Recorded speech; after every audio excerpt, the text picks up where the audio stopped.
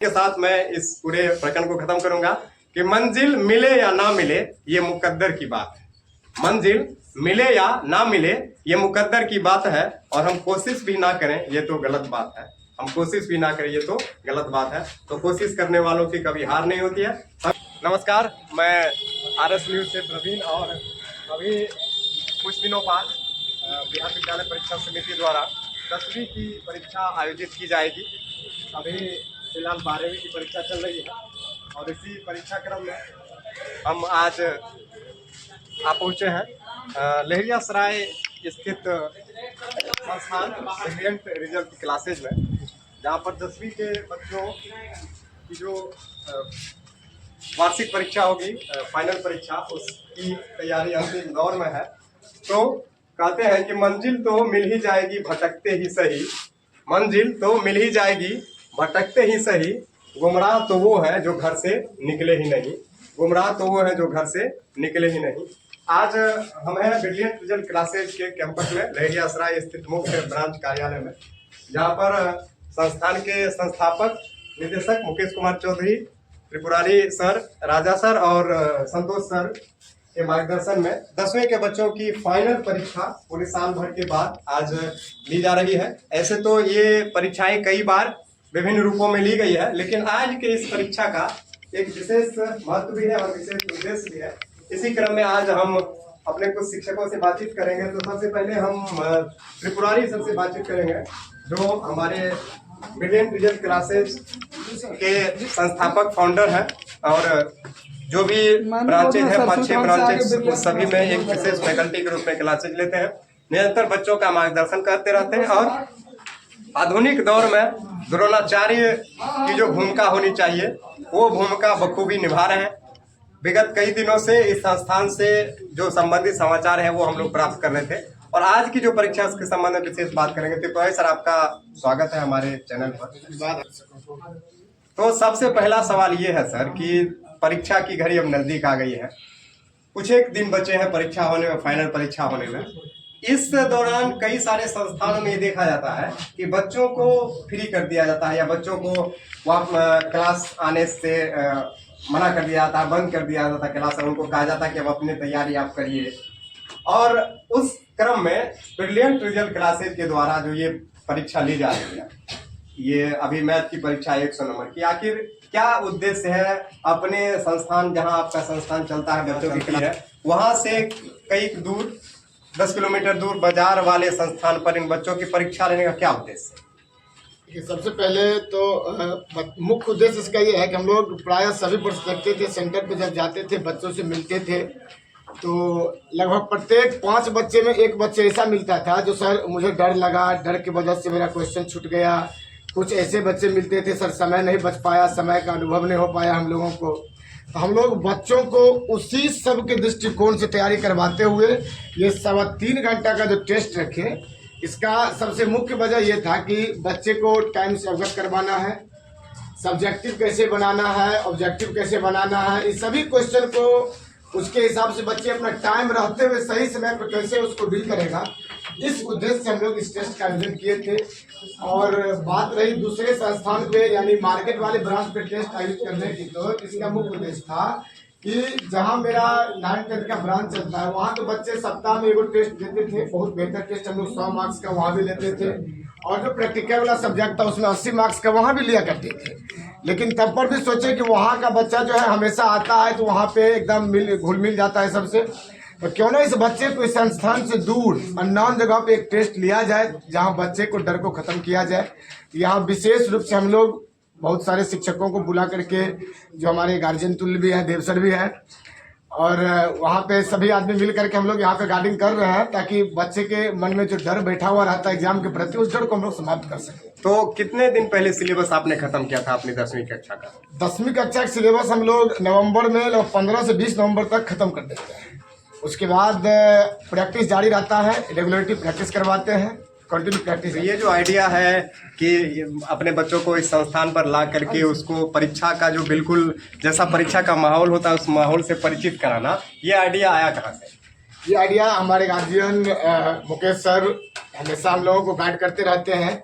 एक सप्ताह पहले वो चर्चा किए थे कि क्यों ना बच्चा को हमेशा प्रत्येक टेस्ट तो वहाँ हुआ ही, एक टेस्ट वहाँ से दूर लिया जाए।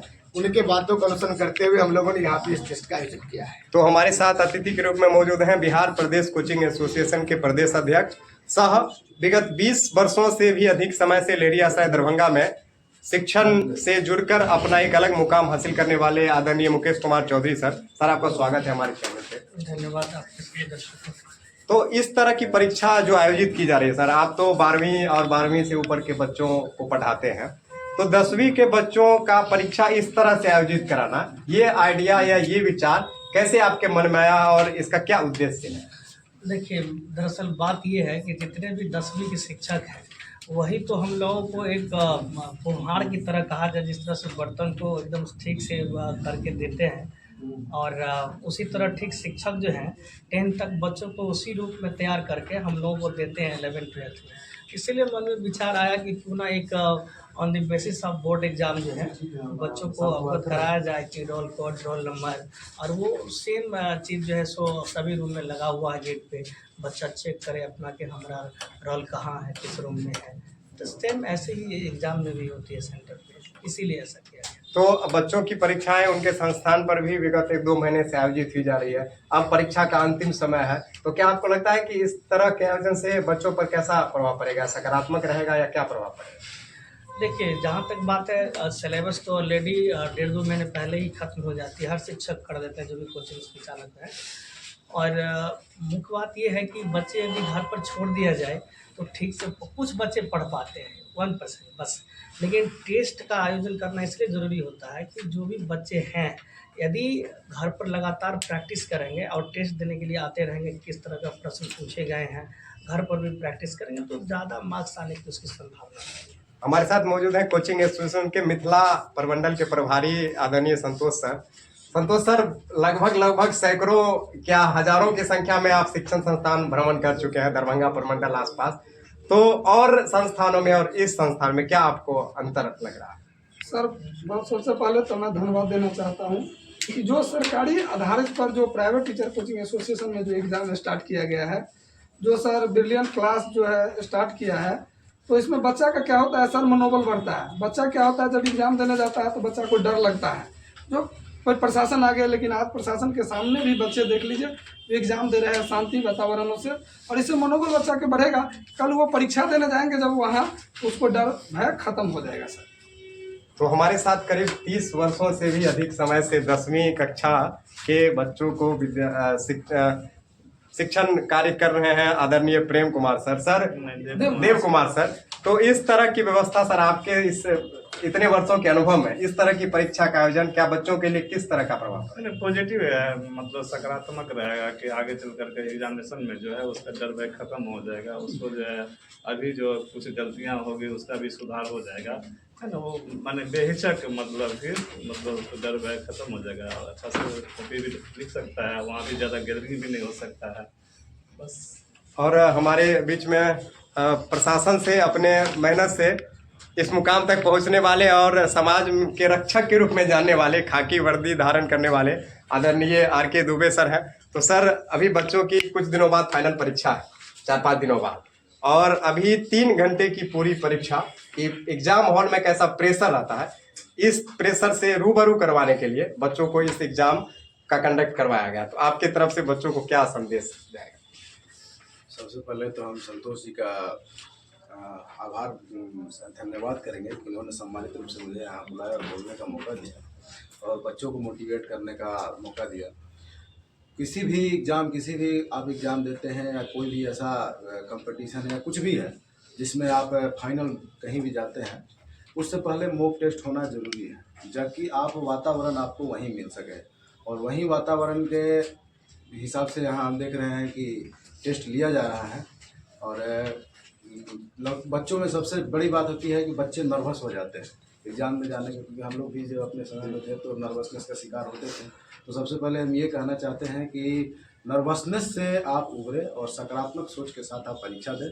और आप जो ये मॉक टेस्ट ये बच्चे दे रहे हैं, ये कहीं ना कहीं उसी का एक रूपांतरण है, वही काम कर रहे हैं ये, तो इनके लिए ये बहुत ज़्यादा लाभदायक रहेगा कि आगे नर्वस नहीं होंगे और मोटिवेटेड होकर सकारात्मक रूप से एग्ज़ाम दे पाएंगे। धन्यवाद। तो तिपोई सर, सिलेबस खत्म हो गया था अक्टूबर नवंबर में, और उससे पहले या उसके समय से कोई एक विशेष कक्षा चलाई जा रही थी ब्रिलियंट में, सुपर 20 या 30 करके, ऐसा सुनने में मुझे आया। क्या उस बैच का उद्देश्य था? कि उस बैच का मुख्य उद्देश्य था कि बैच में सभी तरह के बच्चे होते हैं। वीक बच्चे होता है, जो मीडियम रहता है, जो बहुत बेहतर रहता है। 3 क्वालिटी के बच्चे बैच में बैठते हैं। तो अगर एक साथ बैठाते थे, पढ़ाते थे, तो हमने गेन किया कि उसमें तीनों बच्चों को दिक्कत होता है। अगर लो सवाल उठाते थे, जो हाई बच्चा रहता था उसको उसमें समस्या हुआ करता था, उसका मन उब जाता था। फिर हार्ड सवाल देते थे, जो वीक बच्चा था उस समझ में नहीं आ पाता था उसको। इसी चीज़ को दूर करने के लिए हम लोग एक टेस्ट करके बैच को 2 भाग में बांटे, बैच ए और बी। बैच बी में हम लोगों ने टोटल 27, बैच ए में हम लोग टोटल 27 बच्चे को स्थान दिए हुए थे। उस 27 बच्चे को हम लोग मुख्य रूप से जो स्टेट रैंकर का तैयारी होता है उस हिसाब से तैयारी करवाते हैं, शुरू से लगभग 2 महीना। और जो बैच बी वाले बच्चे हैं, उस बी वाले बच्चे पे भी भरपूर मेहनत किया गया ताकि उसमें जो कमी है उस कमी को दूर किया जाए। तो क्या आपको लगता है कि विगत कई वर्षों से brilliant result classes Bahadurpur Darbhanga जिला में एक उचित स्थान रखता है रिजल्ट को लेकर के, तो इस बार के बच्चों से क्या अपेक्षा उम्मीद? निश्चित इस बार भी इतिहास दोहराया जाएगा। जो भी इतिहास बना है उस इतिहास को तोड़ेंगे इस बार। तो जो बच्चे 2026 में परीक्षा देंगे, 10वीं की शुरुआत करेंगे, उन बच्चों के लिए आप क्या कहना चाहेंगे? उन बच्चों से यही चीज़ अपील करूंगा कि समय पे आकर के बैच ज्वाइन करें, और जो भी हमारे संस्थान में बच्चे जुड़े हुए हैं कंटिन्यू डेली क्लास करें और प्रैक्टिस करते रहे। और जितना भी टेस्ट होता है उस टेस्ट में, प्रत्येक टेस्ट में शामिल जरूर है। तो sir, brilliant result English classes तो 15-20 वर्षों से दरभंगा शहर में एक उचित स्थान रख रही है। अभी कुछ साल पहले ब्रिलियंट की एक शाखा ब्रिलियंट साइंस कोचिंग का शुभारंभ किया गया, क्या उद्देश्य उसके पीछे था? हर गरीब का बच्चा हो, तो वैसे तो कोई गरीब है नहीं, लेकिन जो भी है, जो मध्यम वर्गीय है या उससे भी है नीचे, तो सबका बच्चा पढ़ सके, इसीलिए मैंने कब की में और कोचिंग की शुरुआत की। और जो समय से सिलेबस खत्म करना और समय से सारे मॉडल से प्रैक्टिस करवाना बच्चों को, तब जाकर हम लोग छोड़ते हैं। और समय से पहले 1 महीना पहले से प्रैक्टिस करवा के साइंस में भी छोड़ दिया। और रही बात 11वीं की, 11वीं जो साइंस की, बस उसको भी हम लोगों ने समय से खत्म किया और आज से 12वीं की बैच शुरुआत हुई है। तो क्या क्या सुविधाएं बच्चों को, यहाँ साइंस पढ़ने वाले बच्चों को क्या क्या सुविधाएं आप दें? Math, physics, chemistry, biology, English, Hindi, सारे सब्जेक्ट की पढ़ाई यहाँ, और अलग अलग शिक्षकों के द्वारा पढ़ाई होती है। और जैसे मान के चलिए केमिस्ट्री ही है तो उसके 2 शिक्षक हैं, ऑर्गेनिक एक, इनऑर्गेनिक एक, और इसी तरह से फिजिक्स में, उसी तरह बायोलॉजी में है। सब में अपना अलग अलग मतलब 2-2 टीचर रखे हुए हैं, इसलिए ये सब अच्छे से अपने अपने पार्ट को पढ़ा सकें। तो अभी हमारे साथ ब्रिलियंट के संस्थापक श्री मुकेश चौधरी सर थे, तिपोई सर से हमने बातचीत करी, और कुल मिलाकर हम लोग ये देख रहे हैं कि ब्रिलियंट रिजल्ट क्लासेस, जैसा कि नाम था, तो कभी मैंने संस्थापक सर से पूछा था कि ये जो ब्रिलियंट रिजल्ट है, ये नाम मेरे समझ में आ नहीं रहा कि इसका नाम ब्रिलियंट रिजल्ट आखिर क्या है, क्या रीजन है। तो उन्होंने मुझे बताया कि इसका रीजन यही था कि रिजल्ट ब्रिलियंट होना चाहिए, इसलिए इसका नाम ब्रिलियंट रिजल्ट मैंने रखा। तो बिल्कुल इस कहावत को चरितार्थ करते हुए विगत कई वर्षों से बहादुरपुर प्रखंड से दरभंगा जिला में और स्टेट रैंक में रिजल्ट विगत वर्षों से देती आ रही है संस्था, और मैं उम्मीद करता हूं कि आने वाले समय में भी दरभंगा जिला में कुछ स्थान बनाए। तो 2 लाइन के साथ मैं इस पूरे प्रकरण को खत्म करूंगा कि मंजिल मिले या ना मिले ये मुकद्दर की बात है। मंजिल मिले या ना मिले ये मुकद्दर की बात है, और हम कोशिश भी ना करें ये तो गलत बात है। हम कोशिश भी ना करें ये तो गलत बात है। तो कोशिश करने वालों की कभी हार नहीं होती है। सभी बच्चों को हमारे RS न्यूज की तरफ से बहुत बहुत धन्यवाद, आभार।